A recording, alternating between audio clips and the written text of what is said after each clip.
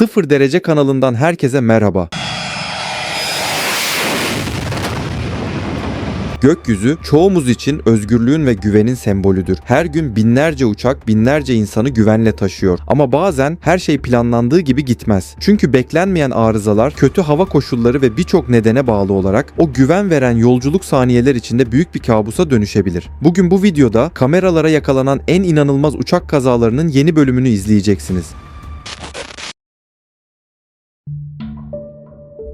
9 Ağustos 2024 günü Brezilya'da akıl almaz bir kaza yaşandı. Voepes Hava Yolları'na ait 2 motorlu bölgesel bir yolcu uçağı Cascavel şehrinden havalanarak São Paulo'daki Guarulhos Havalimanı'na doğru yola çıktı. Uçakta 58 yolcu ve 4 mürettebat olmak üzere toplam 62 kişi bulunuyordu. Uçuşun ilk anları tamamen normaldi. Uçak planlandığı gibi yükseldi ve kısa süre içinde seyir irtifasına ulaştı. Ancak uçuş sırasında bölgede etkili olan yoğun buzlanma koşulları uçağı tehdit etmeye başladı. Bir süre sonra kokpitte beklenmeyen bir durum yaşandı. Ön değerlendirmelere göre kanatlarda buz birikimi oluştu ve bu durum uçağı olumsuz etkiledi. Pilotlar durumu kontrol altına almak için gerekli sistemleri devreye almaya çalıştı. Ancak olaylar çok hızlı gelişiyordu. Saatler 13:20 civarını gösterdiğinde uçak aniden kontrolünü kaybetti. Görgü tanıklarının ve kameralara yansıyan görüntülerin de gösterdiği gibi uçak kontrolsüz bir dönüşe girdi. Hızla irtifa kaybederken kontrol tamamen kayboldu ve São Paulo eyaletine bağlı Vinhedo bölgesinde yerleşim alanına yakın bir noktaya çakıldı.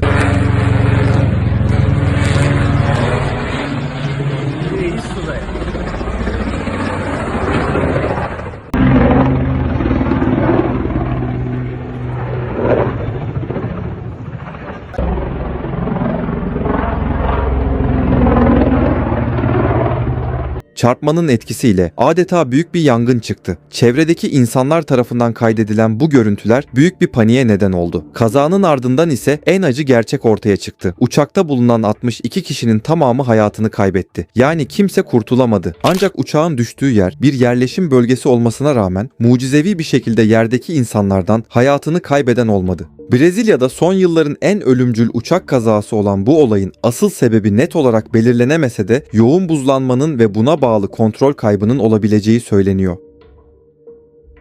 Tarihler 29 Aralık 2012'yi gösterdiğinde Rusya'da yine soğuk bir kış günüydü. Red Wings Hava Yolları'na ait bir uçak Çekya'nın Pardubice şehrinden havalanmış ve Moskova'daki Vnukovo Havalimanı'na iniş için alçalmaya başlamıştı. Bu uçakta yalnızca 8 kişilik mürettebat bulunuyordu. Yani hiç yolcu yoktu. İniş yaklaşması genel olarak normal bir şekilde ilerledi. Ancak uçağın piste temas ettiği o anda her şey bir anda değişti. Uçak piste yaklaşık 230 km hızla indi. Ancak yere tam olarak dengeli bir şekilde oturamadı. Önce sadece sol iniş takımı piste değdi. Sağ taraf ise kısa bir süre havada kaldı. Pilotlar uçağı yavaşlatmak için frenlere bastı ve motor gücünü tersine çevirerek hız kesmeye çalıştı. Ancak kritik bir sorun vardı. Uçağın bu sistemleri devreye alabilmesi için iniş takımlarının tamamen yere bastığını algılaması gerekiyordu. Ancak sağ iniş takımı bu sinyali vermediği için sistemler çalışmadı. Daha da kötüsü, pilotlar ters itiş vermeye çalıştığında motorlar arıza nedeniyle uçağı yavaşlatmak yerine ileri doğru itmeye başladı. Aynı anda hız kesmeye yardımcı diğer sistemler de devreye girmedi ve mürettebat bunları manuel olarak kullanmadı. Uçak kısa süreliğine yavaşladı. Ancak ardından tekrar hızlanmaya başladı. Piste indikten sadece 32 saniye sonra hala büyük bir hızla ilerliyordu. Artık durmak için yeterli mesafe kalmamıştı. Kısa bir süre sonra pistten çıkarak havalimanı sınırlarını aştı ve bir hendeğe çarptıktan sonra parçalandı. O anlar çevredeki araç kameralarına da yansıdı.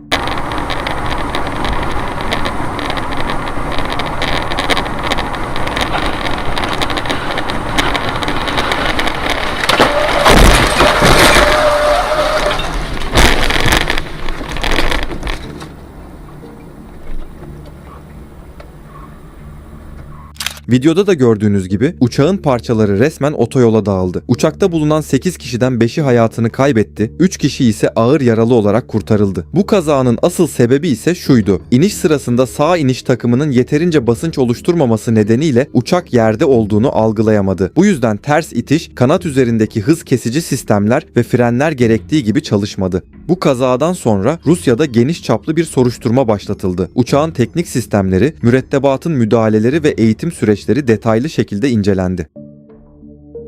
Kolombiya'nın Venezuela sınırına yakın küçük bir şehirde 20 Aralık 2016 günü sıradan bir kargo uçuşu kısa sürede büyük bir faciaya dönüşecekti. Bir Boeing 727 Puerto Carreño'dan başkent Bogota'ya gitmek üzere kalkış hazırlıklarını tamamladı. Uçakta 6 mürettebat ve bir yolcu bulunuyordu. Uçak pistte hızlanmaya başladı. İlk anlarda her şey normaldi ancak kısa süre içinde bir sorun ortaya çıktı. Uçak hızlanmasına rağmen beklenen noktada havalanamadı. Bunun temel nedeni uçağın maksimum kalkış ağırlığının üzerinde olması ve kalkış hızlarının yanlış hesaplanmış olmasıydı. Ayrıca arkadan esen rüzgar da kalkış mesafesini uzatıyordu. Pilotlar kalkışı iptal etmek yerine devam etmeyi tercih etti. Ancak pistin sonuna gelindiğinde uçak hala yerden kesilmemişti. Bundan sonrası tamamen kontrolden çıkan bir sürece dönüştü. Uçak pistten çıktı, çimen zemine girdi ve havalimanının çitlerini parçaladı. O anları kayda alan kişiler ise gerçekten neye uğradığını şaşırdı.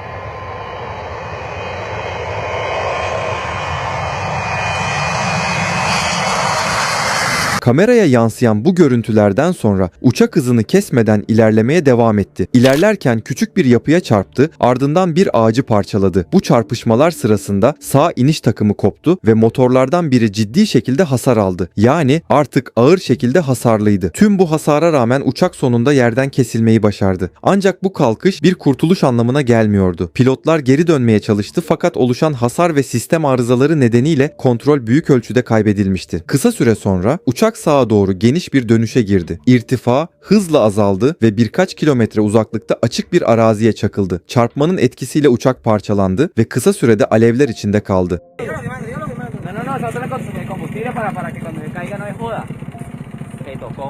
Uy, se volteó, se cayó, marica. Uy, Dios. Dios, se cayó, mano. Uy, se me mató gente, marica.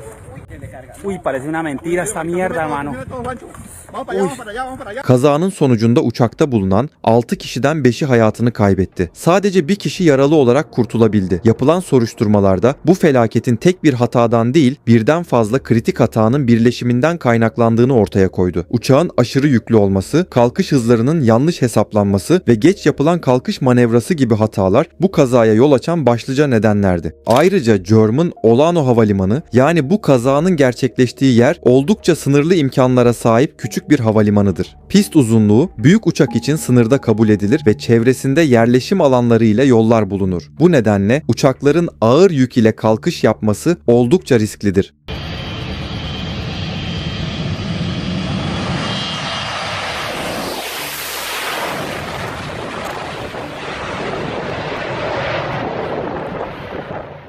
Sıradaki olay 2020 yılında maalesef ülkemizde yaşanmış oldukça sarsıcı bir uçak kazası. Pegasus Hava Yolları'na ait bir Boeing 737 İzmir'den İstanbul'a yapılan tarifeli bir yolcu uçuşunu gerçekleştiriyordu. Bu uçakta 177 yolcu ve 6 mürettebat olmak üzere toplam 183 kişi bulunuyordu. 5 Şubat 2020 akşamı uçak İstanbul'a yaklaşırken hava şartları oldukça kötüydü. Şiddetli yağmur, düşük görüş ve güçlü arka rüzgar inişi riskli hale getiriyordu. Bu yüzden bazı uçaklar inişten vazgeçmişti. Ancak Pegasus uçağı vazgeçmedi. Yaklaşma süreci ise ideal değildi. Uçak olması gerekenden daha yüksek hızla ve uygun alçalma profilinin dışında bir şekilde piste yaklaştı. Piste temas ettiğinde sorun aslında çoktan başlamıştı. Normalden daha ileri bir noktada ve yüksek hızla iniş yapıldı. Bu da durmak için gereken mesafeyi ciddi şekilde azalttı. Pilotlar maksimum frenleme ve ters itki uyguladı. Ancak ıslak pist, olası su birikintileri ve arka rüzgarın etkisi nedeniyle bu çabalar yeterli olmadı. Hızını istenilen seviyede düşüremedi ve pist boyunca kaymaya devam etti. Kısa süre içinde pistin sonuna ulaşıldı. Kameralara yansıyan bu görüntülerde uçağın kontrolsüz şekilde kaydığı ve duramadığı açıkça görülüyor. Bu şiddetli kaymanın ardından önüne çıkan engellere çarptı ve aşağı doğru eğimli araziye sürüklendi.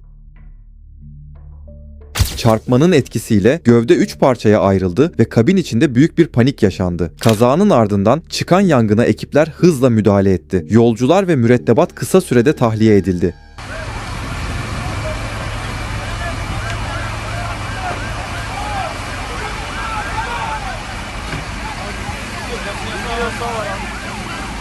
Bu kazada 3 kişi hayatını kaybetti ve 179 kişi yaralandı. Bir kişi ise hiçbir yara almadan kurtuldu. Kazanın asıl nedeni tek bir faktöre bağlanamasa da şiddetli yağmur, ıslak pist ve güçlü arka rüzgar gibi etkenlerin bu kazaya zemin hazırladığı ve kazanın meydana gelmesinde önemli rol oynadığı değerlendiriliyor.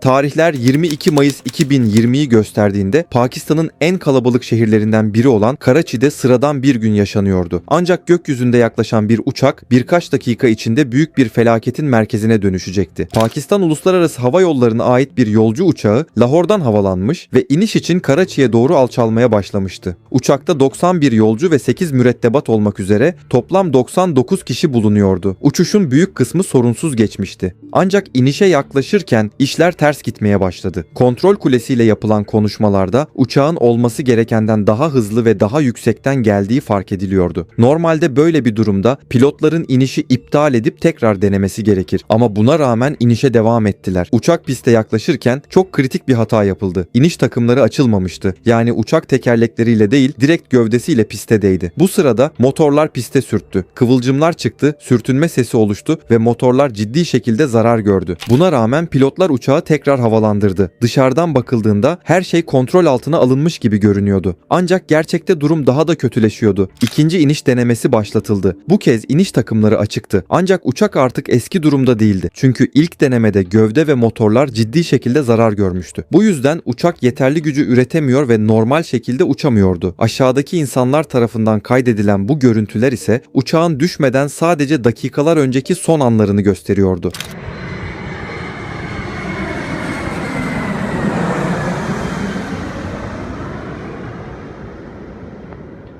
İzlediğimiz bu kamera kaydında uçağın adeta süzülerek ilerlediğini görüyoruz. Pilotlar son bir çabayla piste ulaşmaya çalıştı. Ancak uçak hızla irtifa kaybediyordu ve mesafe artık yeterli değildi. Kısa süre sonra havalimanına yakın bir yerleşim bölgesine düştü. Olayın ardından ortaya çıkan diğer güvenlik kamerası görüntülerinde ise uçağın yere çarptığı an net bir şekilde görülüyor.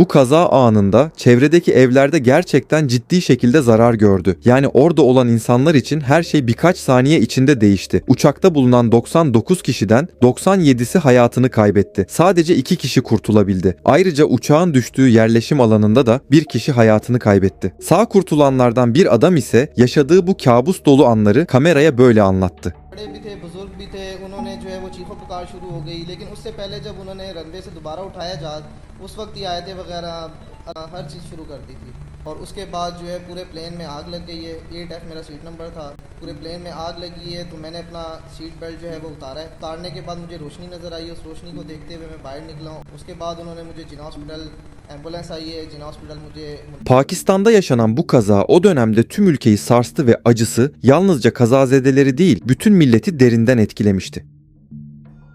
21 Mart 2022'de Çin'de havacılık tarihinin en büyük trajedilerinden biri yaşandı. China Eastern Airlines'a ait bir yolcu uçağı Kunming'den Guangzhou'ya giden iç hat seferindeydi. Uçakta 123 yolcu ve 9 mürettebat olmak üzere toplam 132 kişi vardı. Uçuşun başlangıcı sorunsuz geçti. Uçak seyir halindeyken herhangi bir problem yaşanmıyordu. Ancak uçuşun büyük kısmı tamamlandıktan sonra uçak beklenmedik bir şekilde kontrolsüz bir dalışa geçmeye başladı. Radar verilerine göre uçak aniden yüksek hızla alçalmaya ve irtifa kaybetmeye başladı. Bu durum hava trafik kontrolü tarafından fark edilse de iletişim sağlanamamıştı. Uçak hızla yere doğru ilerliyordu. Hava trafik kontrolü ile yapılan görüşmelerde uçağın normalden daha hızlı ve yüksek hızda olduğu fark edildi. Ancak uçakla irtibat kurulamayınca durum daha da kritik bir hal aldı. Bu ani alçalmanın ardından dik bir şekilde aşağıya doğru süzüldü. Pilotlar bu durumun önüne geçmeye çalışsalar da maalesef başarılı olamadılar ve hızla irtifa kaybeden uçak Guangxi bölgesindeki dağlık bir alana düştü. Ekranda gördüğünüz görüntüler ise çok uzaktan kaydedilmiş, uçağın dik bir şekilde yere düşüş anını gösteren bir görüntüdür.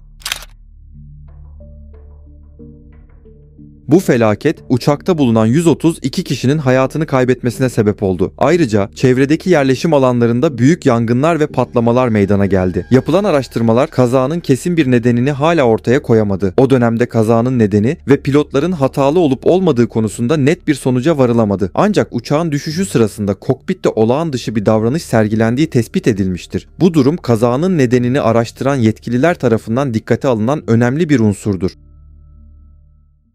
Sıradaki anlatacağım bir sonraki olay ise eski bir olaydır ve 1988 yılına dayanır. Fransa Hava Yolları'na ait bu uçak kazası Fransa'da yaşanan önemli bir trajediye dönüşmüştür. Bu olay aslında bir yolculuk sırasında gerçekleşen bir kaza değil, tam aksine bir gösteri uçuşu sırasında meydana gelmiştir. O dönemde Fransa Hava Yolları yeni Airbus A320 modelinin güvenliğini ve performansını sergilemek amacıyla bir gösteri düzenlemişti. Bu gösteri uçuşu sırasında pilotlar düşük irtifada uçuş yapmaya karar verdiler. Ancak bu karar uçağın güvenliğini ciddi şekilde riske attı. Alçak irtifada seyrederken uçağın hızının yavaşlamaya başladığı fark edildi. Ancak pilotlar hız kaybını fark ettiklerinde durumu toparlayabilmek için çok geç kalmışlardı. Pistin paralelinde çok alçaktan uçtuğu için uçak hız kaybetmeye devam etti. Sonunda iniş takımları yere temas etti ve gövdesiyle pistle temas ettikten sonra hızla yön değiştirdi. Bu durum uçuşun felakete dönüşmesine neden oldu ve uçak pistten çıkarak ormanlık alana düştü.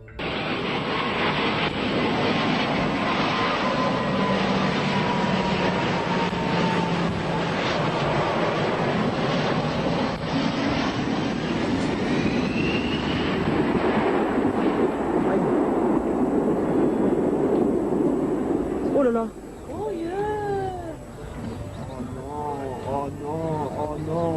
Bu kazanın asıl sebebi ise pilotların çok alçaktan ve düşük hızda uçmasıydı. Ayrıca uçağın pistin sonlarına kadar uçarken hız kaybetmesi ve pilotların bu durumu yönetememesi kazanın tetiklenmesine neden oldu. Bu kazada 54 kişi yaralandı ve 3 kişi hayatını kaybetti. Olayın ardından havacılık endüstrisi gösteri uçuşlarında daha dikkatli olmaya çalıştı. Ayrıca uçakların her zaman güvenli sınırlar içinde tutulmasına yönelik yeni güvenlik önlemleri almaya başladı. Bu felaket yüzünden o dönemdeki havacılık güvenliği kültürünün gelişmesine önemli bir katkı sağladı.